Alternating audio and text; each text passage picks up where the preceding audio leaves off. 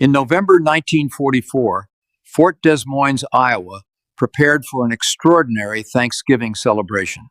This facility housed 63 German female prisoners of war posts, representing the largest concentration of female enemy combatants on American soil. These women, captured during operations in France and Italy, had been systematically indoctrinated with Nazi propaganda portraying Americans as barbaric captors. Prone to starvation and mistreatment, they were about to encounter their most surreal wartime experience, partaking in a lavish feast, commemorating a holiday entirely alien to them, and tasting a fowl most had never eaten. Among these prisoners was Frieda Hartmann, a 29-year-old logistics officer from Hamburg. Her expertise encompassed coordinating supply operations for entire German divisions, a role that had made her acutely aware of the severe shortages plaguing Germany in the war's final years. She had personally managed the reduction of soldiers' rations to near starvation levels, witnessed the substitution of acorn brewed concoctions for genuine coffee, and meticulously calculated the allocation of dwindling resources to desperate troops. The sheer abundance she was about to witness would fundamentally challenge her entire comprehension of wartime logistics. The preparations for Thanksgiving were overseen by Captain Helen Morrison, a career officer from Des Moines. Captain Morrison firmly believed that maintaining American traditions, even within a POW camp, was paramount for morale and served to demonstrate the values distinguishing democracy from tyranny. She assiduously campaigned for adequate Thanksgiving provisions for the facility, convinced that showcasing American gratitude and abundance to the posts would be far more impactful than any explicit propaganda extolling the superiority of democratic systems. When Frieda first learned of the planned Thanksgiving feast, she dismissed it as either a cruel joke or a cynical propaganda ploy. The described menu: roasted turkey, stuffing, cranberry sauce, sweet potatoes, multiple PS appeared utterly impossible, particularly given the global food shortages and widespread rationing. Having spent years calculating how to feed soldiers on minimal rations, the casual mention of such a lavish meal for prisoners directly contravened every principle of wartime resource management she had assimilated. The day before Thanksgiving, as part of her routine duties, Frieda was assigned to kitchen duty. What she witnessed there would fundamentally recalibrate her understanding of American capabilities and, consequently, Germany's strategic position. Piles of fresh vegetables, sacks of flour and sugar sufficient to feed a German battalion for weeks, and, most incredibly, dozens of colossal turkeys awaited preparation. Her trained eyes automatically calculated the resources required to provide such a feast, and the implications were staggering. However, Staff Sergeant Patricia O'Sullivan, the chief cook from Boston, noticed Frieda's stunned expression as she stared at the array of ingredients. Patricia, raised in a large Irish family where feeding people embodied love and community, carried these values into a military career. She viewed the German posts not as adversaries to be punished, but as hungry women far from home, deserving of proper nourishment irrespective of their nationality. "You'll help me prepare the turkeys," Patricia instructed Frieda in simple English, gesturing towards the large birds laid out on the preparation tables. Frieda cautiously approached. She had never seen whole turkeys before. In Germany, poultry typically meant chickens or geese, and even those had become rare luxuries. The sheer size of these American turkeys, some weighing over 20 pounds, bordered on the opulent in their perceived lavishness, especially as the war progressed. As Patricia demonstrated the correct turkey preparation techniques, Frieda found herself involuntarily engaging in strategic analysis. If America could provide such vast quantities of food for prisoners' enemy soldiers with no productive value to the war efforts, how many resources must their own fighting forces command? This realization was devastating for German military planning. All intelligence reports concerning American industrial capacity, it became horrifyingly clear, had vastly underestimated their true capabilities. Other German posts assigned to kitchen duty exhibited similar incredulity and apprehension. Oberleutnant Greta Hoffmann, a signals officer from Berlin, whispered to Frieda in German, "If they feed prisoners like this, how well do they feed their own soldiers? We were told the Americans had worse shortages than us." The tangible evidence before them repudiated all intelligence provided by German authorities regarding the American domestic situation. Perhaps most unsettling to Frieda's military mindset was the casual manner in which this abundance was presented by Patricia. The American staff sergeant wasted nothing, Yet she displayed no anxiety over supplies, no intricate rationing calculations, and no pressure concerning potential scarcity. She prepared the food with a confidence that never questioned the availability of more. This mindset revealed a level of resource security that Germany had failed to achieve even prior to the war. As Frida helped stuff the turkeys with a bread mixture containing more butter than a German family might see in a month, she recognized she was participating in something far beyond simple meal preparation. This feast was a demonstration of power, not solely military might, but a deeper power of abundance, the capacity to abundantly provision even one's enemies, all while concurrently prosecuting a vast military campaign across multiple continents. Thanksgiving morning brought a sensory and olfactory assault that induced profound cognitive dissonance among every German prisoner of war in the camp.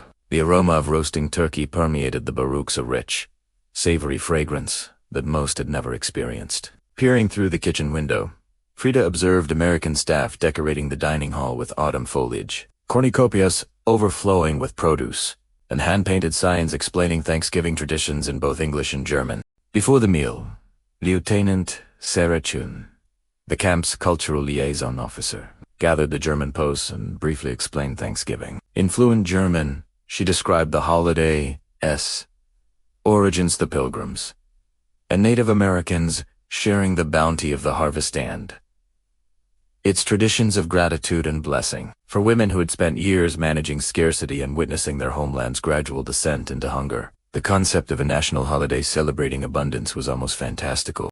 In America, we believe there is enough food for everyone, Sarah explained, her words translated and murmured among the prisoners. Thanksgiving reminds us to be grateful for what we have and to share it with others, even those considered strangers or different from us. Frida, with the logistics officer's analytical mind, absorbed these words. She recognized the profound difference between a culture built on abundance and one forged in scarcity and competition. The German posts entered the dining hall with a complex blend of curiosity, skepticism, and hunger. What they encountered surpassed even their elevated expectations. The long tables groaned under the weight of perfectly roasted turkeys, creamy mashed potatoes, rich gravy, candied sweet potatoes, green beans with almonds, fresh bread, and an assortment of pies displayed on side tables. The sheer volume of food was unbelievable, representing a caloric total many of them had not seen in months.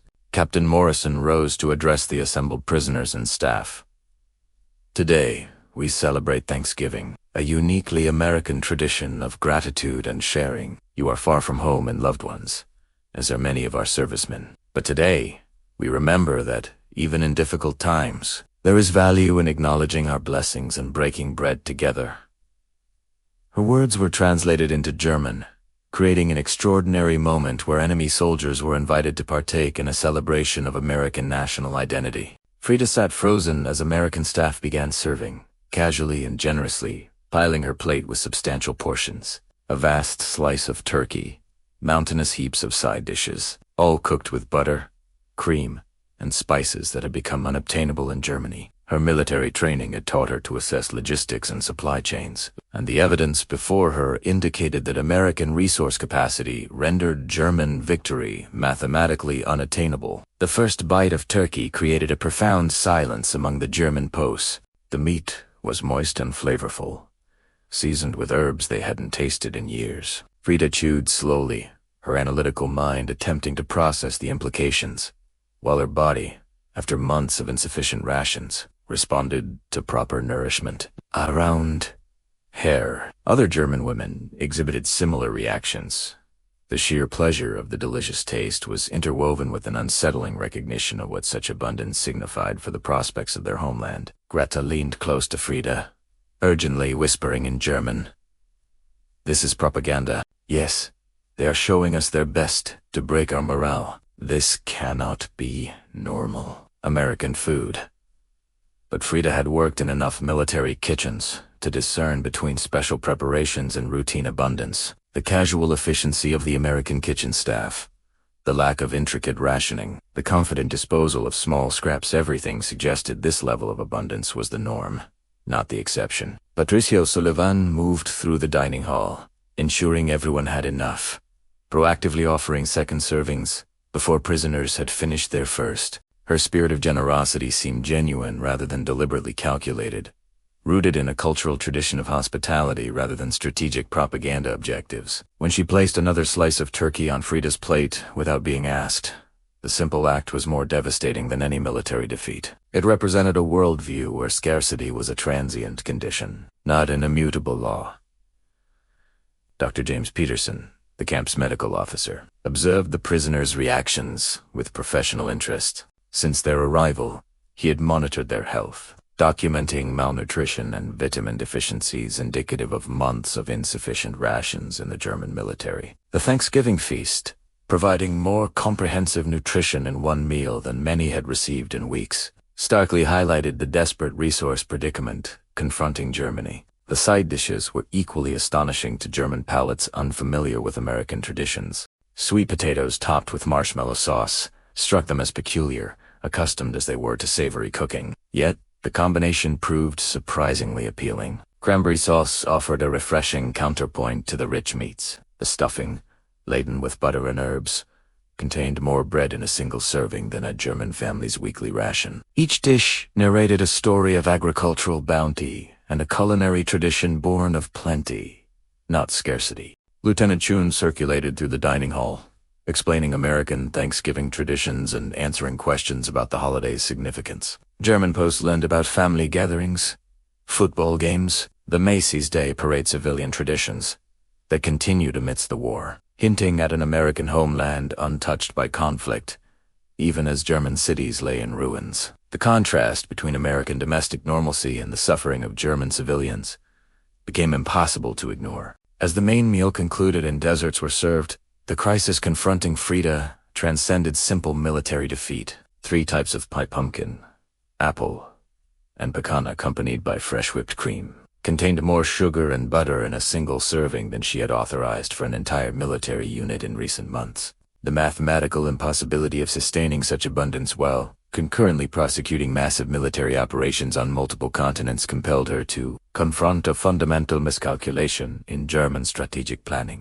The pumpkin pie, in particular, served as a cultural revelation. Most German posts had never tasted pumpkin as a dessert, associating it with animal fodder rather than culinary delicacy. The smooth, spiced custard represented the creativity of American cuisine, the ability to transform humble ingredients into luxurious treats through the abundant use of sugar, cream, and spices. Patricia explained the tradition of pumpkin pie for Thanksgiving, its connection to harvest celebrations and indigenous food traditions, painting a picture of an American culture rooted in bounty and innovation. Dr. Peterson noted the profound psychological ramifications of the feast on the German posts. Several women wept silently, overwhelmed by the contrast between this abundance and the hunger they knew awaited their families in Germany. The meal had become a form of psychological warfare more potent than any interrogation. It so thoroughly demonstrated American capabilities that continued German resistance appeared futile rather than valiant. Captain Morrison made a controversial decision,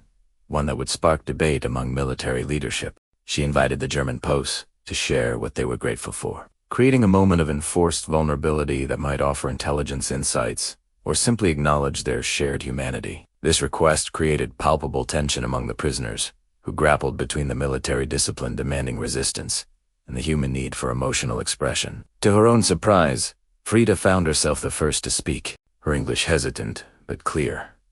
"I am grateful that I am alive. And I am grateful that my enemy has shown me that abundance is possible, that there are places where people do not starve even in wartime."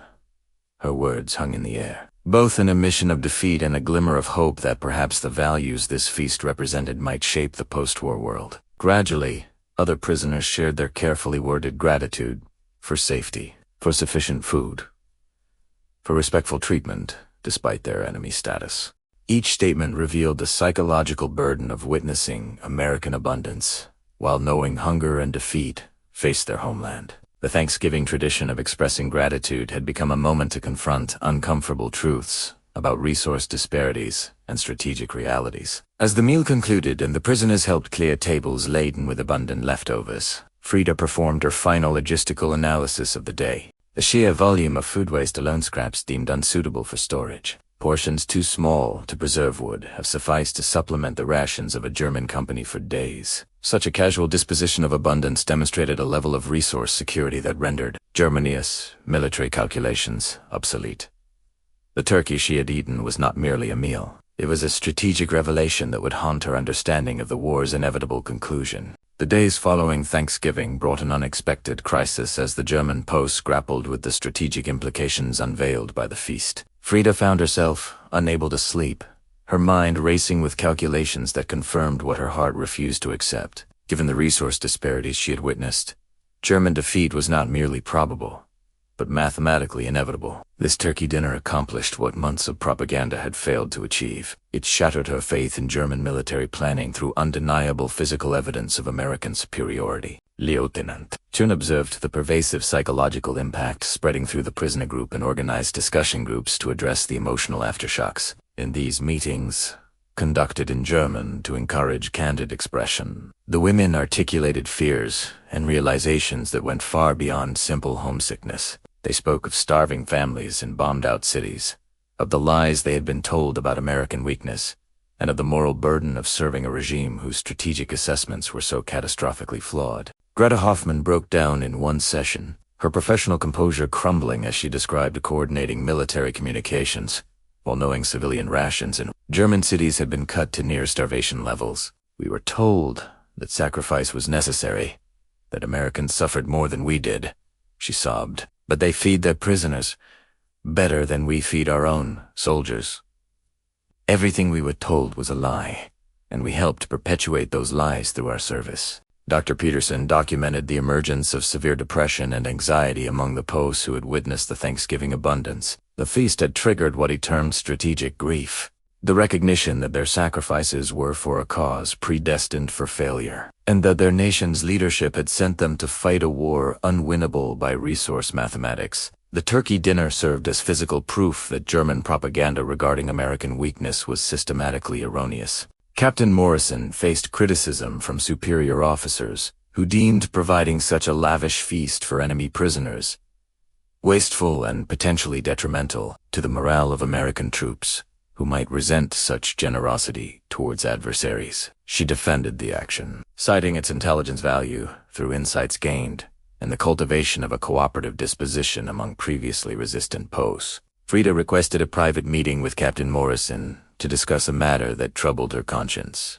She wished to compile a detailed report on American logistical capabilities and transmit it to the German High Command, believing that accurate intelligence regarding resource disparities might induce an earlier surrender, thereby saving lives on both sides. This request represented a fundamental shift from resistance to active cooperation, based on a professional assessment that continued fighting served no rational purpose. This proposition sparked intense debate among American intelligence officials. Some argued that providing the German military with an accurate assessment of American capabilities would only enhance their defensive planning. Others countered that realistic intelligence might persuade German leadership to seek a negotiated peace rather than continue a hopeless resistance. The decision required approval from Washington and raised unprecedented ethical questions regarding allowing a POW to provide strategic intelligence to their own forces.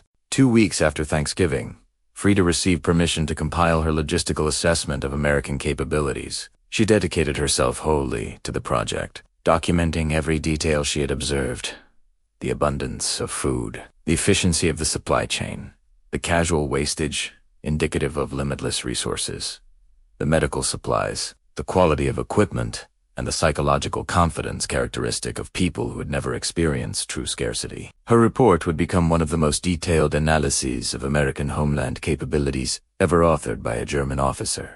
Patricia O'Sullivan provided unexpected assistance, answering Frida's questions about American agricultural production, food distribution systems, and civilian rationing policies. The cook casually explained how American farms produced surpluses even in wartime, how rationing was implemented to support military needs without starving civilians, and how industrial capacity allowed for simultaneous military production and consumer goods manufacturing, painting a picture of economic strength Germany had never possessed. Other German POWs contributed their observations to Frida's report. Radio operators described American communication infrastructure. Medical personnel documented the abundance of pharmaceutical supplies. Mechanics noted the quality of equipment, indicative of manufacturing capabilities far exceeding German industry. Each section added further evidence supporting the core conclusion.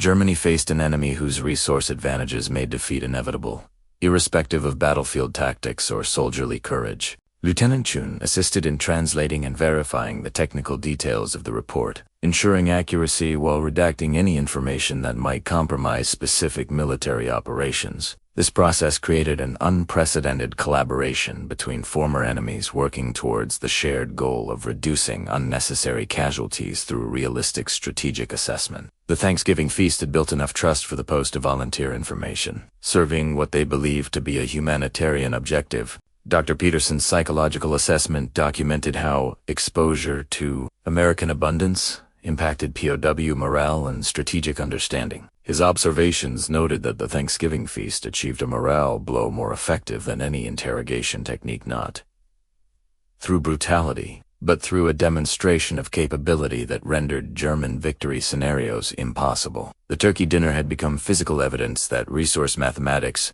more than ideology or tactical skill, determined the outcome of modern warfare. When Frieda's completed report arrived at German High Command, via international Red Cross channels, the reaction crushed her last vestiges of hope in a rational leadership.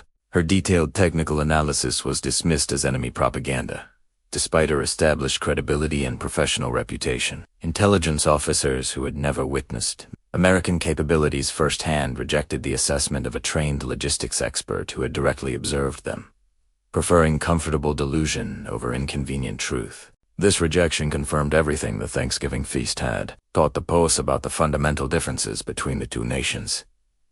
American abundance allowed for evidence-based decision-making and adaptation to reality, whereas German scarcity had fostered a culture where ideology trumped fact and wishful thinking superseded strategic analysis. This contrast explained why one nation could provide a lavish feast for its prisoners while the other starved its own civilians. As Christmas approached, the German POWs faced their first holiday season in captivity, and their first celebration since comprehending the true desperation of their nation's situation. Captain Morrison proposed another traditional American feast, but this time integrating German Christmas traditions that the POWs could teach the American staff. This cultural exchange would acknowledge shared humanity while respecting the distinct identities that had made them former adversaries. Frieda found herself helping to plan a celebration that honored both American and German Christmas customs. Patricia O'Sullivan sourced the ingredients for traditional German Stollen, while the German POWs taught American staff authentic recipes passed down through generations. The kitchen became a space where former enemies discovered their grandmothers had used similar techniques for holiday treats, revealing cultural connections that transcended political divides. This preparation offered unexpected emotional healing for those prisoners grappling with depression and survivor's guilt, making traditional foods from their homeland, teaching interested Americans their recipes, and engaging in familiar holiday rituals provided solace, even as it acknowledged they might never see their families again. The act of preserving cultural traditions by sharing them with former enemies felt simultaneously like a betrayal and the only meaningful form of resistance left. Greta Hoffmann led the German POWs in preparing Lebkuchen, spiced cookies requiring ingredients they hadn't seen in years. Real honey, almonds, candied fruit, propolis spices. As she demonstrated the techniques her grandmother had taught her, tears streamed down her face, and she explained that these cookies represented everything the war had destroyed. Family traditions, abundant food, the simple joy of baking for loved ones, rather than calculating military rations. Christmas Eve celebrations brought German and American women together in shared acknowledgement of both grief and hope that transcended their political circumstances. They sang carols in 2 languages, shared foods from both traditions, and acknowledged that their losses, whether caused by Allied bombing or Axis aggression, forged common ground that ideology could not erase. The Thanksgiving turkey had initiated this transformation, demonstrating that abundance could be shared even with enemies.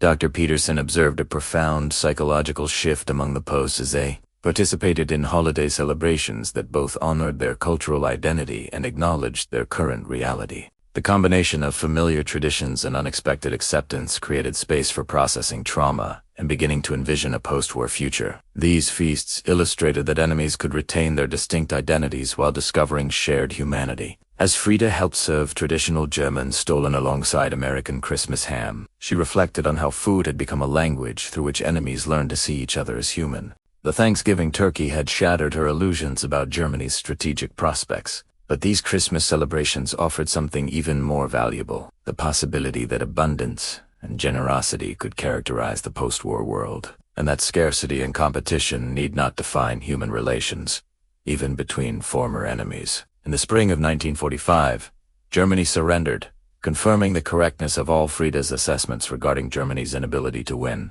given American resource advantages.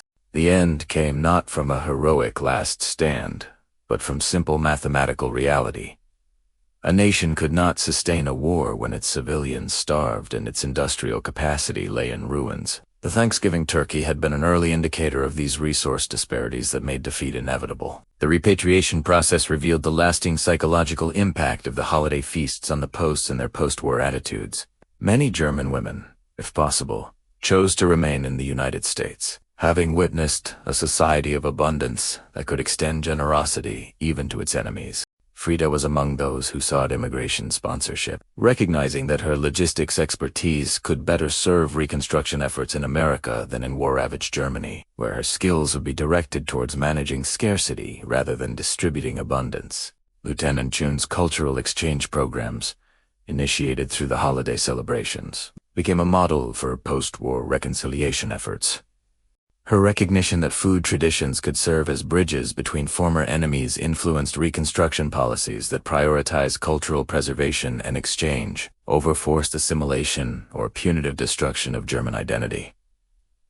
Dr. Peterson's research into the psychological effects of abundance versus scarcity shaped understanding of how resource security influenced national character and strategic decisions. His observations, detailing how a single Thanksgiving feast more effectively achieved a morale blow than months of conventional interrogation, impacted military psychology and prisoner-of-war treatment policies during the Cold War era. Captain Morrison's controversial decision to provide a lavish Thanksgiving feast for enemy prisoners was vindicated by the intelligence gathered and the cooperative relationships fostered. Her belief in demonstrating American values through action rather than propaganda had proven more effective than any interrogation technique. The turkey dinner achieved strategic objectives while upholding the humanitarian principles distinguishing democratic societies from authoritarian regimes. Patricia O'Sullivan maintained correspondence with several former POWs, who credited her generosity with helping them navigate psychological devastation and envision a future beyond defeat. Their exchanged recipes became the foundation for a blended cuisine, melding German meticulousness with American abundance, creating a culinary tradition that honored both cultures while acknowledging their complex, shared history. Frida's logistics expertise found new purpose in post-war reconstruction, applying her skills in calculating military rations to designing efficient food distribution systems for displaced populations. Her first-hand experience with American abundance taught her that scarcity was a choice, not an inevitability. If guided by values of equity rather than hoarding, proper logistics could ensure adequate nourishment, even in challenging environments. Decades later, when asked about her most transformative wartime experience, Frida consistently returned to that afternoon in November 1944 when she first saw American turkeys being prepared for the Thanksgiving feast. The sight of such abundant food, offered to enemy prisoners of war, shattered every assumption instilled by Nazi propaganda about American weakness and German superiority. More profoundly, it proved that a society built on principles of abundance rather than scarcity could afford generosity, even to its adversaries.